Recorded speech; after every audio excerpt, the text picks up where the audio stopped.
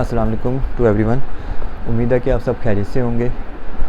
जैसा कि आप जानते हैं, हमारी इस वीडियो का आगाज़ करने का वजह यही थी कि हम अपने अंदर एंजाइटी और स्ट्रेस लेवल को किस तरह कम करें और अपने एक अच्छे इन्वायरमेंट को क्रिएट करें जिसमें हम सुकून से रह सकें। कुछ एटलीस्ट अगर हम बाकी चीज़ों में सुकून नहीं हासिल कर पा रहे, अपने इर्द गिर्द का जो इन्वायरमेंट है उसको अच्छा बनाएं ताकि हमारी ज़िंदगी में कुछ सुकून आए। और ये सब चीज़ें ज़रूरी हैं तब्दीली के लिए किसी भी किस्म की। हम ये नहीं कह सकते कि सिर्फ हम आज ये कहें कि यार ये सब चीज़ें ठीक होनी चाहिए तो नेक्स्ट डे हम जब उठें तो सब कुछ बिल्कुल ठीक हो जाए। उसके लिए मेहनत करनी पड़नी है। जिस तरह की लाइफ हम लोग गुजार रहे हैं, हमें कोशिश करनी चाहिए कि एटलीस्ट हमारे आने वाले जो बच्चे हैं, आने वाली जो जनरेशन है, उसके लिए ये सारी चीज़ें ना हो, प्रॉब्लम्स ना हो। तो उसके लिए हम सबको कोशिश करनी पड़ेगी। और जब भी किसी तब्दीली या किसी चीज़ की आगाज़ होता है तो सबसे पहले इंसान को अपने आप से जो है ना वो स्टार्ट करना पड़ता है। तो इसीलिए हम सबसे पहले अपनी बात करें कि हम लोग क्या किरदार अदा कर रहे हैं इस माशरे के अंदर और हमारा कैसा जो सा बिहेवियर है लोगों के साथ। तो पहली बात है अपने आप को कुछ ठीक करना है। उसके बाद हम दूसरी चीज़ों पे जाएंगे, कैसे हम बाकी चीज़ों को ठीक करें।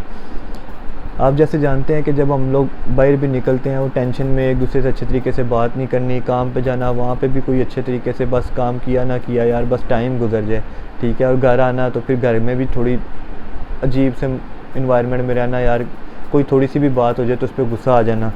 तो इन सब चीज़ों को हमें ख़त्म करना है। सबसे पहले हमें कोशिश ये करनी है कि जब हम अपना जो इन्वायरमेंट है ना अपने इर्द गिर्द, हमारे घर के पास जो हम जहाँ रह रहे हैं, जब हम बाहर निकलें तो अच्छे तरीके से दूसरों को मिलें, सलाम दुआ लें, ताकि जब हम काम के लिए भी निकलें तो जब हम एक दूसरे से सलाम दुआ करते या हाल चाल पूछते जाएंगे तो हमारा माइंड फ्रेश होगा। जब हम काम पे पहुंचेंगे तो फ्रेश होंगे, ठीक है। इसकी बनिस्बत कि यार किसी को इग्नोर करें कि यार क्या सोचता है क्या नहीं सोचता, उसको छोड़ दें, उससे नुकसान हमारा ही होना है, ठीक है। अपना नुकसान है कि जब आप दूसरा बंदा आपको इस तरीके से देखे, आप भी सोच लो कि यार ये क्या बंदा मुझे इस तरीके से देख रहा है, ठीक है ना। घर जाएंगे तो घर भी जाने के बाद मूड ख़राब हो जाएगा।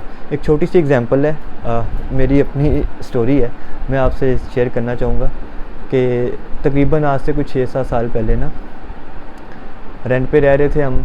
जिस घर में हम शिफ्ट हुए उनके साथ एक बुज़ुर्ग रहते थे और वो बुज़ुर्ग जो उनसे है ना थोड़ा आप समझें कि 70+ से, और थोड़ा सा ना गुस्से टाइप के थे कि हर बंदे को, कोई नए बंदे को अच्छा नहीं समझना, गुस्से से देखना और आते जाते हर बंदे को जो है ना टोंक भी कर देना, इस तरह। तो अब हम लोग शिफ्ट हो गए। अब मैं जब घर से बाहर निकलूँ तो वो मुझे गुस्से से देखें, घूरी डालें, तो मैं भी यार परेशान के वजह क्या है पता भी नहीं है। ना वो मुझे जानते हैं ना मैं उन्हें इतना जानता हूँ, लेकिन एक चीज़ है कि मेरे आते जाते उन्होंने मुझे इस तरह देखना है कि जैसे पता नहीं मैंने कोई बहुत बड़ी गलती कर दी है वहाँ पर। खैर मैंने बड़ा सोचा है कि यार इसका क्या हल होना चाहिए। पहली चीज़ ये थी कि मैं अगर चाहता तो मैं उनको इग्नोर करता, बस ठीक है वो मुझे गुस्से से देख रहे हैं, मैं उनको बस इग्नोर करके निकल जाता, या कभी बात हो ही जाती तो मैं ना हो जाती, ठीक है। उसके बाद क्या था कि टेंशन ही थी, सुकून नहीं था। मतलब आप घर आ रहे हो काम से भी तो आपकी आगे जो सी है कोई भी बंदा आपको ऐसे मिलेगा, आप घर जाते तो आपका मूड ख़राब हो जाएगा, फिर घर भी आपका मूड ख़राब ही रहना है, ठीक है। तो खैर मैंने सोचा काफ़ी, फिर मुझे कहा यार इस चीज़ को ना प्यार से डील करना चाहिए, इखलाक से डील करना चाहिए। मैंने क्या किया, मैं जब घर से बाहर निकलूँ मैं उनको सलाम करूँ, ठीक है। उन्होंने एक दफ़ा जवाब नहीं दिया, मुझे देखा, मैं सलाम किया, सर नीचे किया, निकल गया। वापस आया, सलाम किया, सर नीचे किया, अंदर आ गया। मैंने कुछ 3-4 दिन यकीन माने ये रूटीन रखी है। आस्ता आस्ता आस्ता उनका ना जवाब आने लग गया, मतलब वो सलाम का जवाब देने लग गए। फिर कुछ 4 से 5 दिन गुजरे होंगे, उन्होंने मुझे रोक लिया, रोक के मेरे साथ अच्छी तरह सलाम दुआ की, मेरे वाला साहब का पूछा, मेरा पूछा क्या करते हो, सब कुछ डिटेल से पूछ के फिर जब मैंने उनके पास से गुजरना उन्होंने मुझे रोकना, अच्छे से बात करनी, ठीक है। यानी कि एक छोटे से सलाम से ना, सलाम करने से सिर्फ, और कुछ भी नहीं मैंने किया, कि आप देखें कि बिल्कुल ही जो है ना सब कुछ चेंज हो गया, उनका बिहेवियर भी और मेरा वहाँ रहना भी पुरसुकून हो गया। मैं अच्छे तरीके से वहाँ से आ रहा हूँ, जा रहा हूँ, मुझे दोबारा कभी प्रॉब्लम नहीं हुई।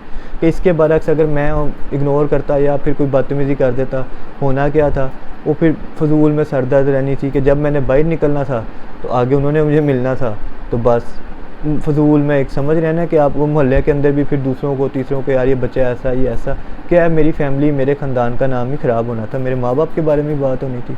तो हमने खुद कोशिश करनी है कि अपने जो सा ना इन्वायरमेंट है ना, अपना जो सोसाइटी है, उसको पहले सबसे पहले हमें ज़रूरत है कि उसमें जो सा ना हम अच्छा अपना जो सा एक इमेज बनाएं अच्छे तरीके से अदाब से मिलें, बड़ों से मिलें। अगर कोई बड़ा कभी कुछ कह भी देता है तो यार इग्नोर भी करना चाहिए, हर बात पे रिस्पॉन्स देना ज़रूरी नहीं होता।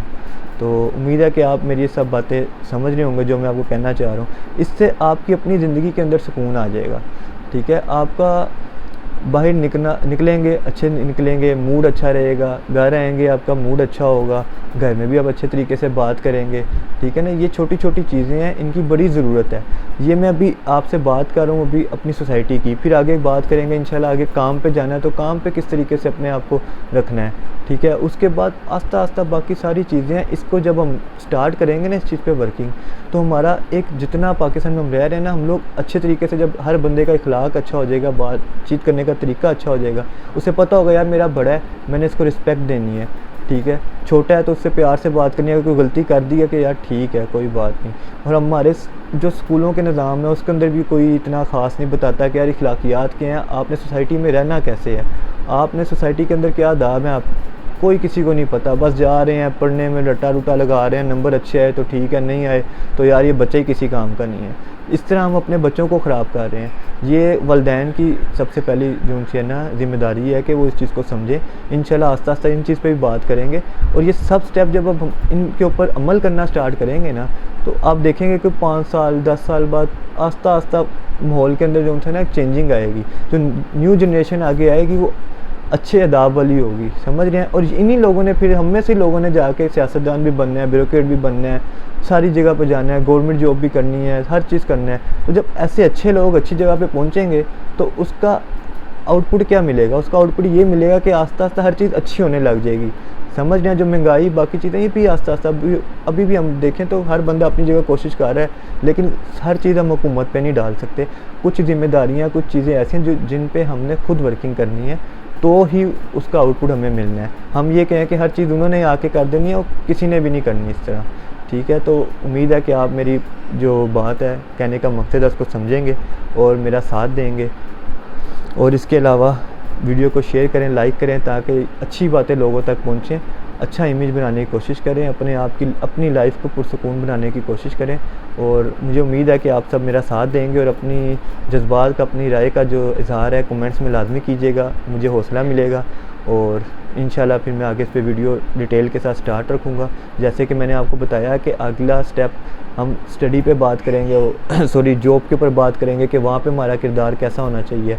फिर उसके बाद हम ऐसे ऐसे आस्ता आस्ता सब चीज़ों पे आएंगे, स्कूल के ऊपर, चीज़ों के ऊपर।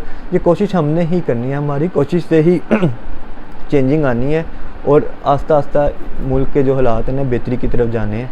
तो काइंडली आप सबसे मेरी यही गुजारिश है कि अपने अंदर कुछ चेंजिंग्स को लाएँ और अपनी ज़िंदगी को पुरसुकून बनाने की कोशिश करें। और बस यही सब चीज़ें हैं। Thank you so much. इंशाल्लाह मिलते हैं नेक्स्ट वीडियो में। अल्लाह हाफिज़।